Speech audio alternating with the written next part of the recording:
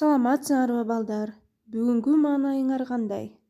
Бүгүнкү сабакка бардыгыбыз даярбызбы? Даяр болсок, анда биз бүгүнкү сабагыбызды баштайбыз. Бүгүнкү сабагыбыздын темасы үнсүз тыгыштардын жасалуу ордуна карай бөлүнүшү. Үнсүз тыгыштар деген эмне? Үнсүз тыгыштар өпкөдөн чыгып келе жаткан аба ооз көңдөйүнүн кандайдыр бир жолтоочулукка учураса, анда ал үнсүз тыгыштар болот. Ал эми үнсүз тыгыштар жасалуу ордуна карай төмөндөгүдөй 5ке бөлүнөт. Ушчулдар, орточулдар, түпчүлдөр, кош эринчилдер, эрин тишчилдер. Ал эми ушчулдарга кайсылар кирет?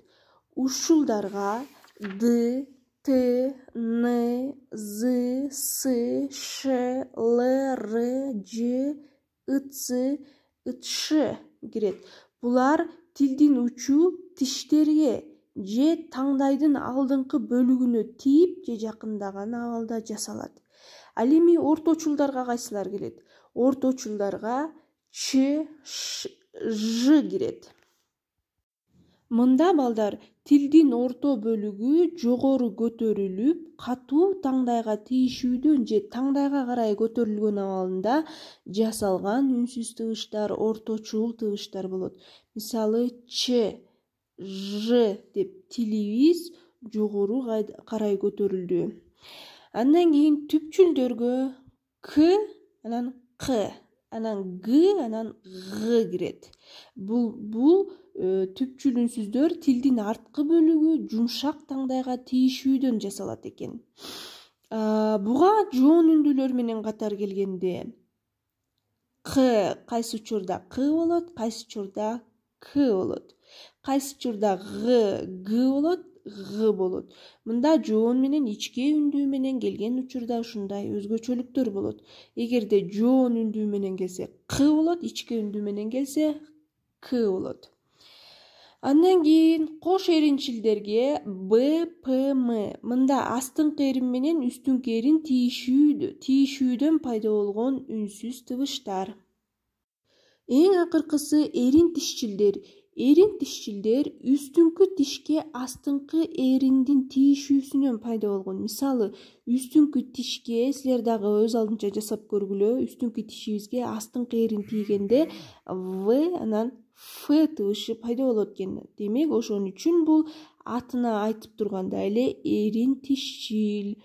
Эрин тишчил үнсүздөргө көбүнчө чет тилден кирген сөздөр айтылат экен. Мисалы ферма, кефир, зульфия, фонарь, вагон, эфемизм, Бавария жана башка ушул сыяктуу сөздөр эрин тишчилдер болот экен. Эми балдар көнүгүү иштөө.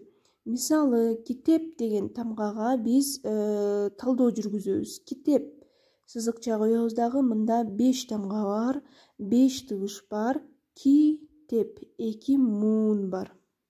Эми ушу китеп деген сөздөгү үнсүз тыгыштарды атайбыз. К, Т, анан П тыгышы. К деген бул жасалуу ордуна карай түпчүл болот. Т жасалуу ордуна карай ушчул болот. Андан кийин П жасалуу ордуна карай кайсыга кирет? П. Демек, эки эрин тийишип атканда бул кош эринчил болот. Аты айтып тургандай эле эки эрин кош, эки эрин тийишти, демек кош эринчил болот.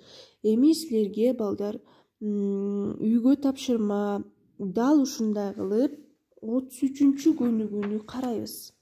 33-чү көнүгүүдөн текст окуп чыгасыңар дагы, составындагы 5 сөзгө каалаган 5 сөзүңөрдү ушундай кылып талдап чыгасыңар. Кийинки сабакта жолугушканча сак саламатта калгыла.